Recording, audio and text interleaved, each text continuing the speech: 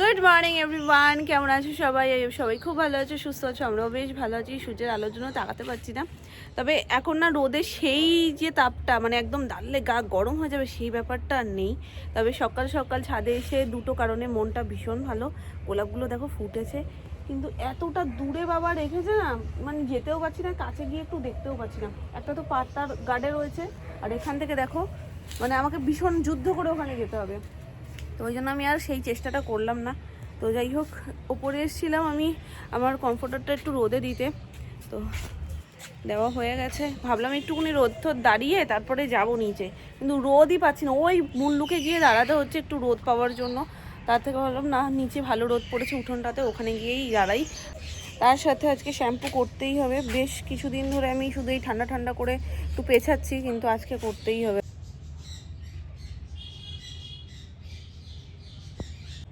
আর এই দৃশ্য দেখলে সকালবেলায় মনটা তো ভালো হয়েই যায়। কি সুন্দর দেখো, ফুলের মধুটা খাচ্ছে। আমি বেশি কাছে যাচ্ছি না, কাছে গেলেই উড়ে যাবে।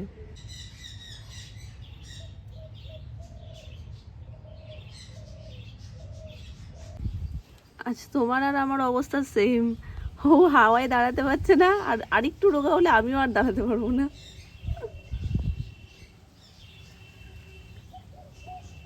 চলো আর দেরি করে লাভ নেই, চটপট করে স্নানটা করে ফেলি। রোদ থাকতে থাকতেই করে নেওয়া ভালো, তাতে রোদে চুলটা একটু শুকিয়েও যাবে। আমার কাজ তো হয়ে গেছে, কিন্তু কতটা সেটা সফল হলো বুঝতে পারলাম না। মানে আমার ইচ্ছা ছিল একটু কড়া রোদে দেওয়ার, কিন্তু কড়া রোদ প্রথমত নেই, আর দ্বিতীয়ত যে দিকটাতে একটু রোদ বেশি পড়ে সেদিকে সব জামা কাপড় রয়েছে। আবার তোলো, সেগুলোকে শিফট করো, আবার এগুলো দাও। যদিও এটা ভিজে না, তো ওই জন্য ঠিক আছে, হালকা রোদে থাকলেও অসুবিধা নেই। জয় গোপুসোনা। এবেলা হচ্ছে পেটির মাছ। এটা কি ভেজে রাখবেন? আমার ঝোল করবে গো? না, ঝোল করবো। জ্যান্ত মাছ, ফুলকপি দিয়ে ঝোল করবো।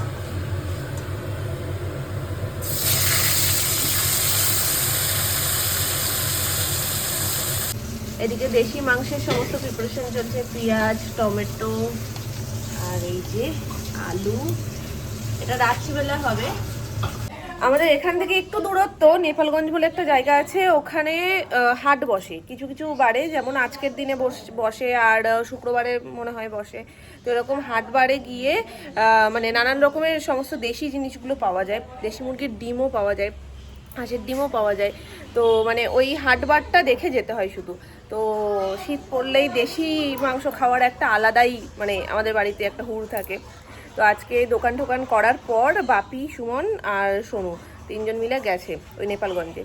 তো ওখান থেকে সমস্ত কিছু নিয়ে আসবে। এবার এনে তারপরে রান্না করাটা সম্ভব না। আগে তো পুরো গোটা নিয়ে আসতো, বাড়িতেই সমস্ত কিছু করা হতো। এখন আর বাড়িতে করা প্রচণ্ড হ্যাপা হয়ে যায়, গরম জল করো, সমস্ত কিছু কাটো কোটো, সব কিছু করা একটা খুব চাপের ব্যাপার হয়ে যায়। যার কারণে এখন ওখান থেকেই সমস্ত কিছু কেটে কুটে গুছিয়ে গাছিয়ে নিয়ে আসে। তারপরে বাড়িতে যেমন মানে চিকেন আনলে ধুয়ে ঠুয়ে রান্না হয়, সেইভাবেই এখন আপাতত রান্না হয়। তবে এই সময় বেরিয়ে নিয়ে এসে দুপুরবেলায় রান্না করাটা অসম্ভব, ওই জন্য দুপুরবেলায় মাছ হচ্ছে, আর ও বেলায় হবে মাংসটা। বড়দিনের প্রথম কেক বাবা নিয়ে এসছে, এটা রেড ভেলভেট। এরপরে বাপি নিয়ে আসবে, মানে দফায় দফায় প্রচুর কেক হয়ে যায় বড়দিনে আমাদের। ব্রেকফাস্টে আজকে গরম গরম ডিম টোস্ট। ডিম টোস্ট খুব একটা সকাল সকাল খাওয়া হয় না, তো রোদে দাঁড়িয়ে দাঁড়িয়ে ডিম টোস্ট খাওয়ার মজাই আলাদা। পিসির সেই কামরাঙা, একটু নুন দিয়ে দারুন দারুন মনে হয় এটা কামরাঙা না অন্য কিছু। কালকে কেটেছিলে? আমি তো কালকে খুঁজে পেলাম না। উড়ে গেছে তো, খুঁজে পাবা কি? কেটে রাখতে পারিনি, সব উড়ে গেছে। ঠিক আছে, আজকে খাবো। খাও, আর তো আছে ফ্রিজে। মানে এই কি শেষ না, নাকি আরো আছে? আরো আছে। এই দেখো আরো দুটো গোলাপ গাছ। এটা আবার একটু হালকা হালকা পিঙ্ক পিঙ্ক রয়েছে না? এই নিয়ে 12টা হলো। আর এটার কালারটা কি? পরে পুরো যেটা ডার্ক খয়েরি, তার মধ্যে হলুদের ছিটে, এইটা বেশি সুন্দর। এই পাশেরটা আরো নিচ্ছ নাকি? এই দুটো নিয়ে নাও, এই 12টা লাগ না। অল্প একটু হচ্ছে নর্মাল চিকেন, কারণ অনেকেই দেশি খায় না, পছন্দ করে না, যেমন তার মধ্যে সোনু, কাকাই, আমার বাবা। তো তার জন্য অল্প একটু করে এখানে চিকেন নিয়ে আসা হয়েছে। এটাও রাত্রিবেলাই হবে। এখন মেখে মুখে রাখছো নাকি এখন করে রাখছো? না না, রাতেই হবে।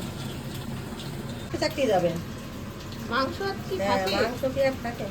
চারটেই চলে যাবে। লাভ দাও। কি কাঁচা লঙ্কা শোনে বাস এখানে বেশি রেখে দিস, এখানে দুটো লেখা আছে। পিস খুব যে সুন্দর তাই দেখলাম না।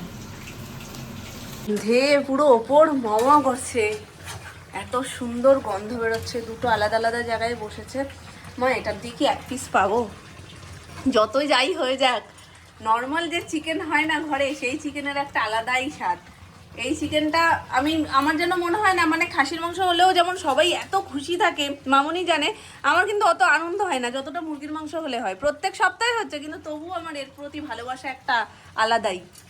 তো এই মাংসর যতই পাশে থাকুক না কেন, এর সাথে কারোর তুলনা হয় না। এই যে দেশি মাংস, কালার দেখেই বুঝতে পারছো। আর এগুলো না তুলনামূলক পিস অনেক ছোট ছোট ছোট ছোট হয়। এই যে সিদ্ধ হতে একটু সময় লাগে তো, হ্যাঁ, বেশি বড় করলে আরো বেশি সময় লেগে যাবে। আর এগুলো প্রেসারে দিলে না সেই টেস্টটা থাকে না, পুরো ভেড়া ভেড়া হয়ে যায়, একদমই ভালো লাগে না। দেশি মাংস বলো, গিলামেটে বলো, এগুলো প্রেসারে কোনো দিন রান্না হয় না। হয়তো অনেকে নরমের জন্য করে বা খায়, কিন্তু আমার মনে হয় ওতে টেস্টই লাগে না। একবার মামনি সহজের জন্য করেছিল, প্রেসারে দিয়েছিল গিলামেটে, কিন্তু এত বেকার লাগছিল, মানে নরম হয়ে গেছে। গিলামেটে যে শক্ত ভাবটা কচকচ করে, ওইটা না থাকলে আর কি গিলামেটে খেলাম। তো ওই জন্য এটা ডিমে আছে, আস্তে আস্তে করে হবে, ওটাই ফুটছে। ওই জন্য পিসও ছোটো ছোটো ছোটো ছোটো হয়, যাতে তাড়াতাড়ি সিদ্ধটা হয়ে যায়। আর এটা হচ্ছে নতুন আলু দিয়ে একদম কষা কষা মাংস, 3 জন খাবে, আর আমরা একটু টেস্ট করবো। 1 পিস দিলেও হবে, কিন্তু টেস্ট করবো। এখানে আছে অনেকটাই আছে, 1 কেজি মতন রয়েছে। আর এখানে 3টে কম করে। আগে একটা হতো, তারপরে বাড়লো 2টো, এখন হচ্ছে 3টে, কারণ এটা একটু রেখে রেখে বাসি খেতেও খুব ভালো লাগে। এই হচ্ছে ব্যাপার। ওপরে পুরো আলো হয়ে গেছে, আমাদের সোনাইও বুঝতে শিখে গেছে মা চিকেনের গন্ধ। বলছে আজকে মাংস রান্না হচ্ছে মাম্মা। আলু মাটনের মতন রান্না বান্না কমপ্লিট একদম। কোন দিক দিয়ে যাব? আচ্ছা, এটা খোলা রয়েছে, এটাই আগে দেখাই। পুরো মাটনের মতন লাগছে গো, পুরো মাটন। তেল বেরিয়ে গেছে, দুর্দান্ত গন্ধ হয়েছে গো। আহা, খেয়ে দেখো কেমন হয়েছে।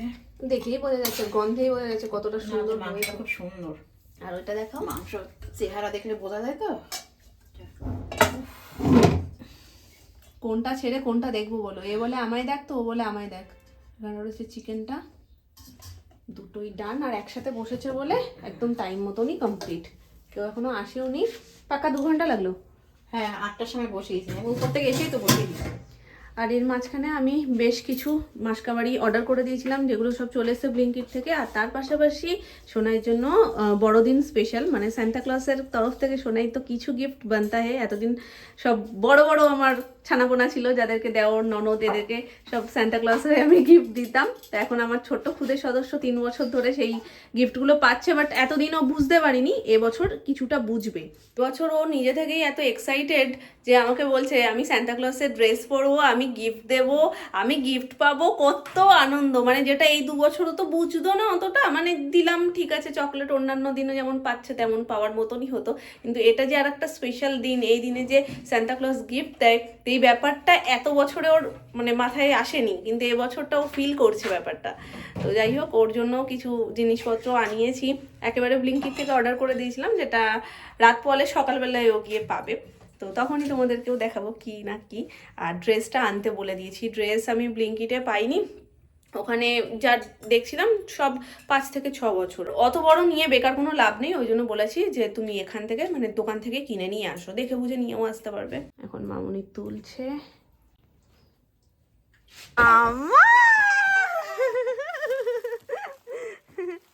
এটা কার? এটা কার আগে বলো। না না, ওটা আমার, আমার, আমার। বাড়ি থেকে কোথায় নিয়ে যাবে? একটু আগে আমি যখন ব্লিঙ্কিট থেকে সব অর্ডার করছি, আমি বলছি মামা দাড়ি পড়বি? প্রথমে বলেছে হ্যাঁ, তারপর বলছে কি বলো, তাহলে তো আমি লোক হয়ে যাব। মুখের মধ্যে কি পরবো আমি ওইসব পরবো না, তবে এটাও পরার জন্য ভীষণ এক্সাইটেড। শিগগিরই বসো, আমি খুলছি, বসো বসো।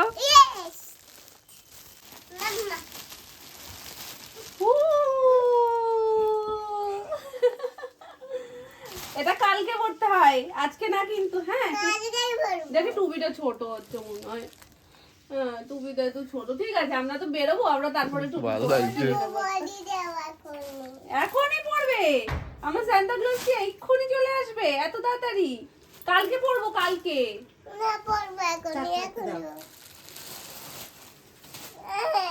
বুঝবে? হ্যাঁ তো সান্তা দাদু আসবে তো। হ্যাঁ আর তোমাকে কত কত গিফট দেবে। ওরে বাবা রে কত পোজ দিচ্ছে।